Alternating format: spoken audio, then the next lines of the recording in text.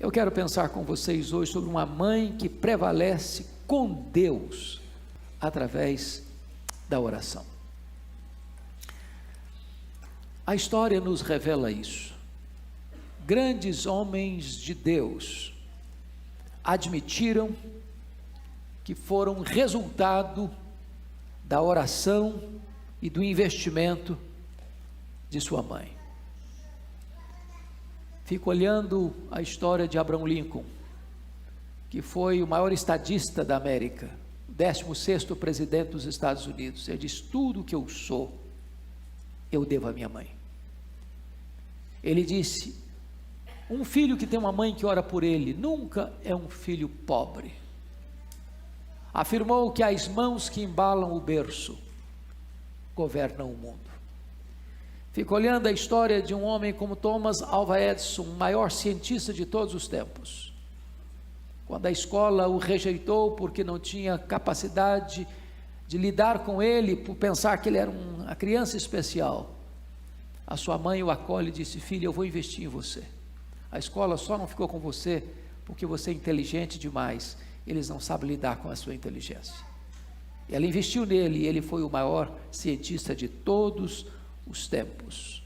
Eu fico olhando a história de tantos missionários, pastores, obreiros, levantados por Deus como resposta à intercessão e à oração de suas mães respectivas. Agostinho de Hipona, cuja mãe orou por ele 30 anos. João Wesley, cuja mãe orava incessantemente pelos seus 19 filhos. E então Wesley foi o maior avivalista de todos os tempos, melhor do século XVIII. Pense comigo na história de Ronaldo Almeida Lidório, tão conhecido e vai estar conosco em breve, fruto da consagração e da intercessão da sua mãe. Hoje eu queria, de maneira objetiva, olhar para esse texto e ver aqui 10 marcas de uma mãe que prevaleceu pela oração. Primeira marca: Ana orou a Deus numa época espiritualmente hostil. Era o período dos juízes. A Bíblia diz lá em Josué 2, 10 e 11, que a geração que nasceu na terra da promessa não conhecia Deus mais. Diz a Bíblia ainda em Juízes 21, 25, que cada um fazia o que achava mais certo.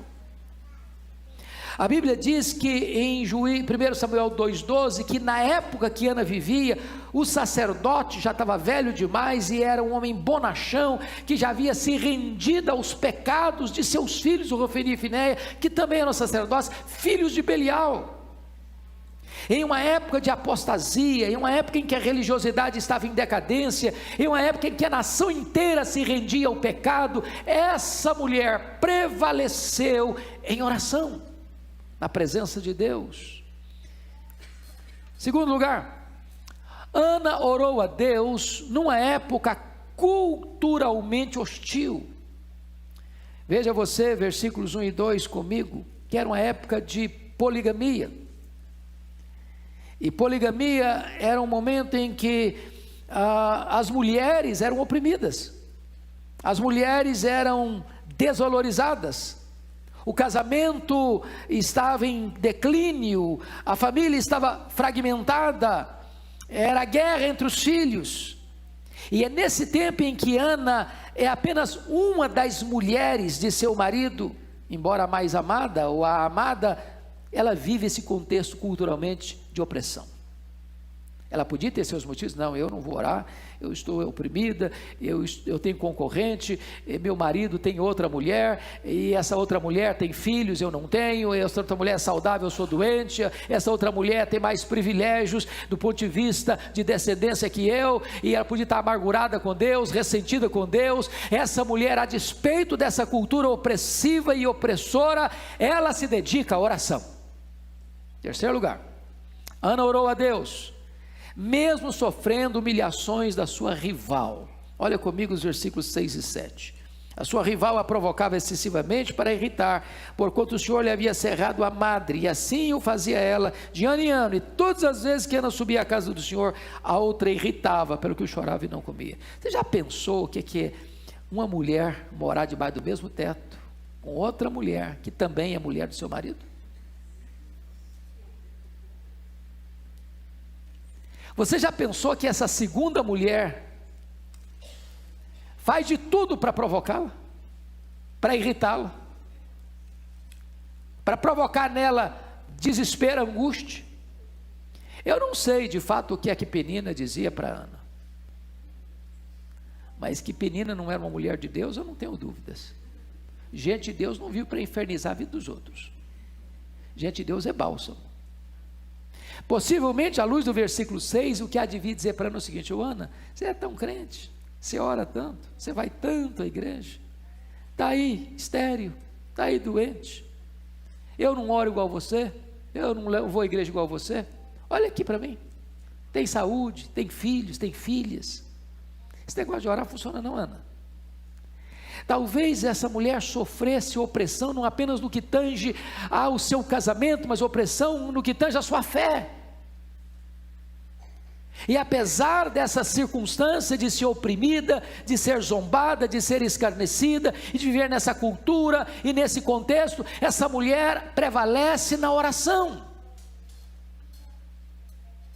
Quarto lugar, Ana orou a Deus, mesmo sendo desencorajada pelo seu marido.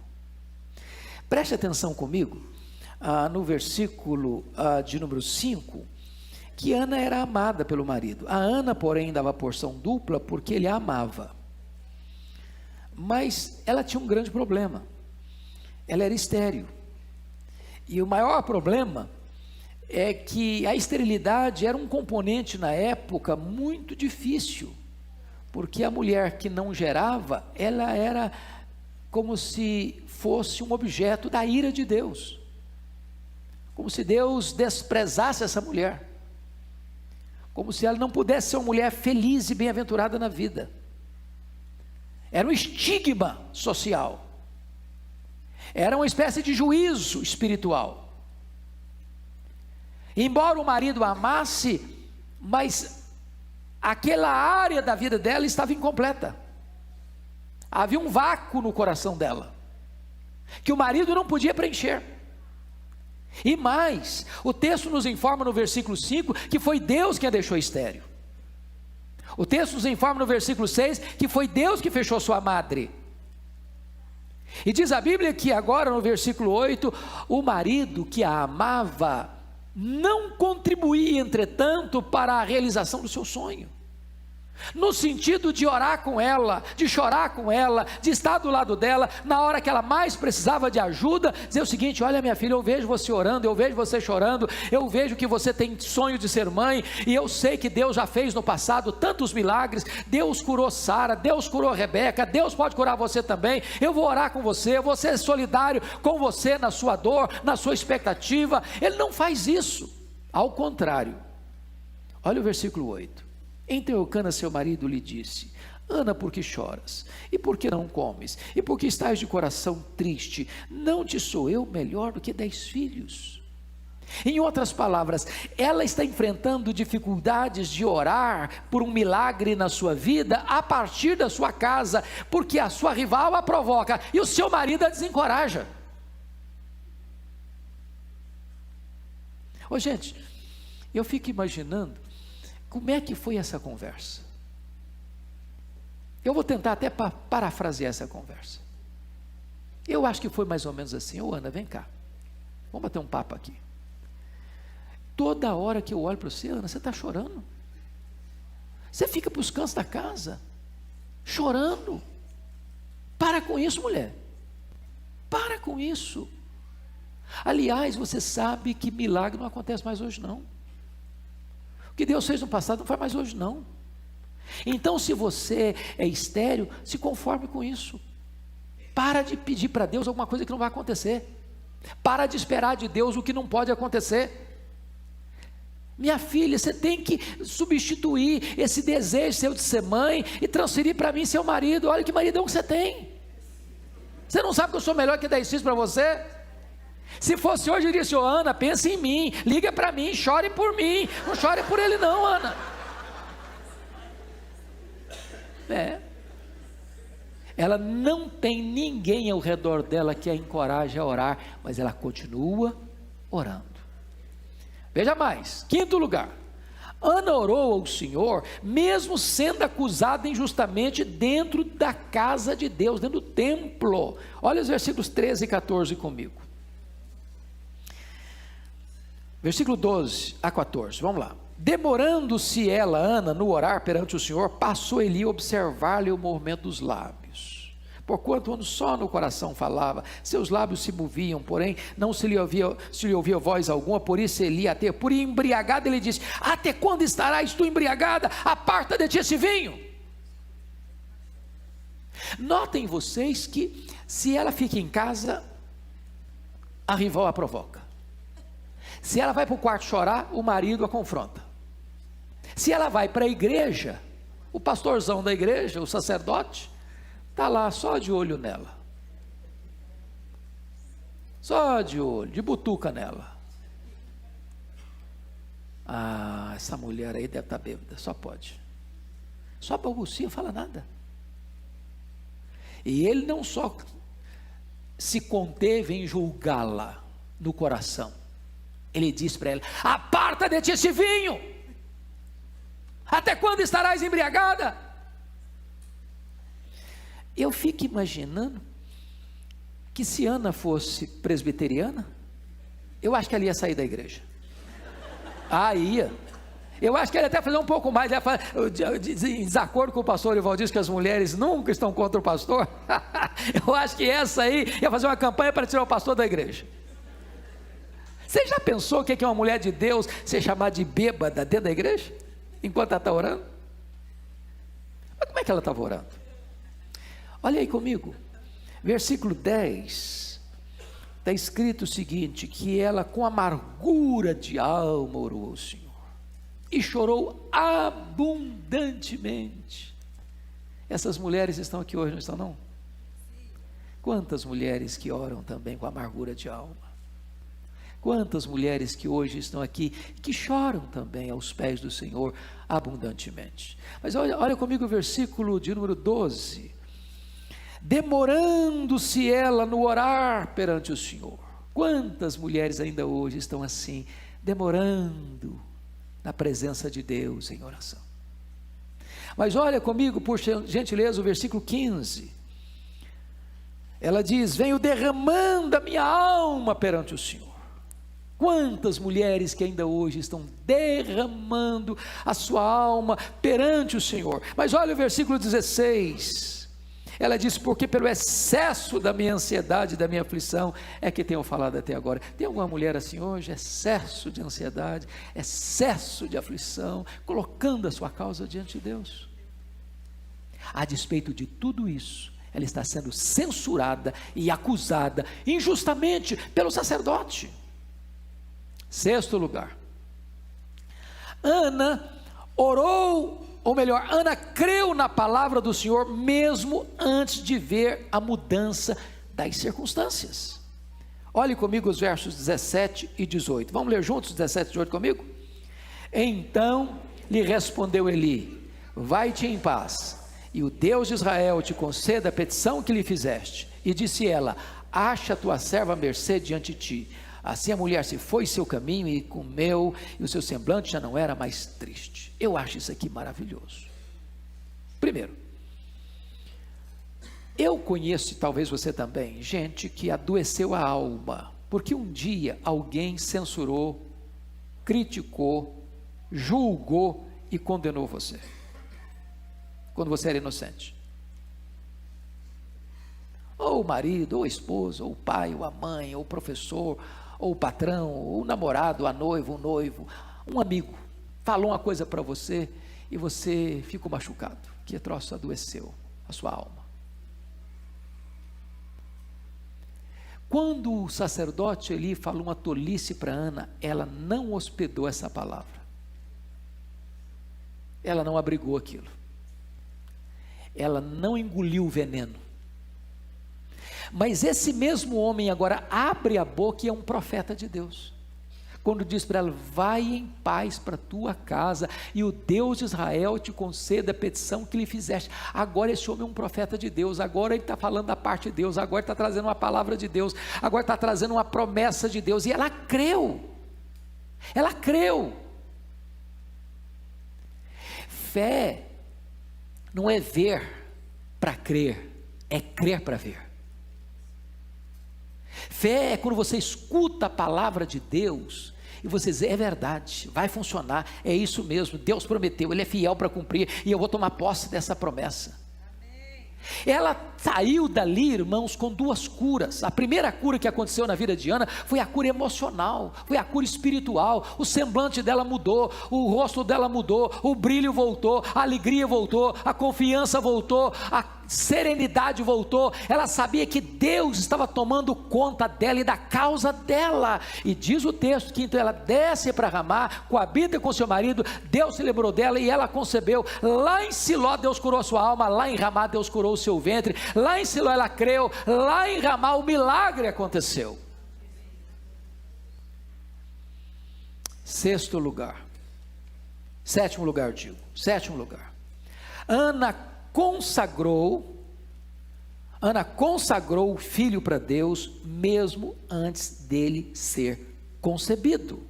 Olha comigo os versos 10 e 11, vamos ler juntos 10 e 11? Levantou-se Ana, e com amargura orou ao Senhor, e chorou abundantemente, e fez um voto dizendo: Senhor dos exércitos, se benignamente atentares para a aflição da tua serva, e de mim te lembrares, das tuas terras não esqueceres, e lhe deres um filho varão, ao Senhor o darei por todos os dias da sua vida, e sobre a sua cabeça não passará navalha. Então preste atenção nisso. Ana entende, antes mesmo de ser curada, antes mesmo de conceber, que os filhos vêm de Deus, que os filhos pertencem a Deus, que os filhos devem ser consagrados de volta para Deus. Notem mais. Ana, ao pedir para Deus um filho, não pede para Deus um filho para fazer desse filho um ídolo, a razão da sua vida. Terceiro, Ana, ao consagrar seu filho para Deus, ela o consagra como um nazireu, dedicado exclusivamente a Deus, não por algum tempo da vida, mas por todos os dias da sua vida. Ana não dá para Deus e toma de volta. Irmãos amados, que princípio magnífico este, o princípio das mães entenderem que os filhos que são gerados são de Deus, vêm de Deus, são herança de Deus, são propriedade de Deus, e devam ser consagrados para Deus. Oitavo princípio, Ana entregou seu filho para Deus, mesmo diante de problemas humanamente insuperáveis. Olha comigo o versículo 26 a 28, vamos ler juntos toda a igreja, mas lê bem bonito, bem com voz bem eloquente, vamos lá, 26 a 28, e disse ela: meu Senhor, tão certo como vives, eu sou aquela mulher que aqui esteve contigo orando ao Senhor, por este menino orava eu, e o Senhor me concedeu a petição que eu lhe fizera, pelo que também o trago como devolvido ao Senhor, por todos os dias que viver, pois do Senhor o pedi, e eles adoraram ali o Senhor. Vamos entender isso aqui, irmãos. Ana pede para Deus um filho e diz: Deus, se tu me deres esse filho, eu o consagrarei, durante toda a vida dele, como um nazireu. E aí, vejam vocês, que diante desse pedido, ela concebe, ela dá luz a Samuel, e aí você nota o que ela disse para o marido dela, quando o marido dela subiu à casa de Deus. Olha o versículo 21, subiu Eucana seu marido com toda a sua casa, a oferecer ao Senhor o sacrifício anual e a cumprir o seu voto. Ana porém não subiu e disse a seu marido: quando for o menino desmamado, levá-lo-ei para ser apresentado perante o Senhor, e para lá ficar Até quando? Para sempre. A partir de quando? Depois que for desmamado. Agora, pense comigo essa realidade. O Eli já estava muito velho, pesadão, coitado. Até porque comia das gorduras do sacrifício que não podia comer, que os filhos dele pegavam à força lá. E ele não conseguiu disciplinar os filhos direito, e ele começou a fazer parte dos pecados dos filhos. Ana podia pensar, mas eu vou entregar meu filho na mão desse sacerdote, desse velhote aí. Não, eu sei cuidar do meu filho, aquele velho. Mas e os filhos desse velho? O Rofini e Finés, como é que eles são? Olha aí comigo, capítulo 2, versículo 12. Eram, porém, os filhos de Eli, filhos de Belial, e não se importavam com o Senhor. Eu vou entregar o meu filho, que eu consagrei para Deus, para viver naquela casa. Não, eu fiz uma promessa para Deus, mas Senhor, o Senhor está vendo, né? Deus não dá, né? Não, Senhor, eu vou quebrar meu voto. Vou não, entregar não.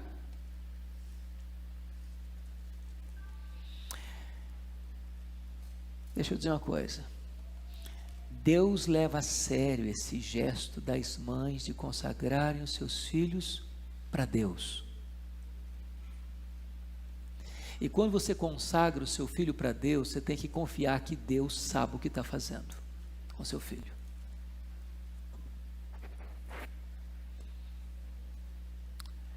Diz a Bíblia que o Samuel passou a servir a Deus desde a sua infância.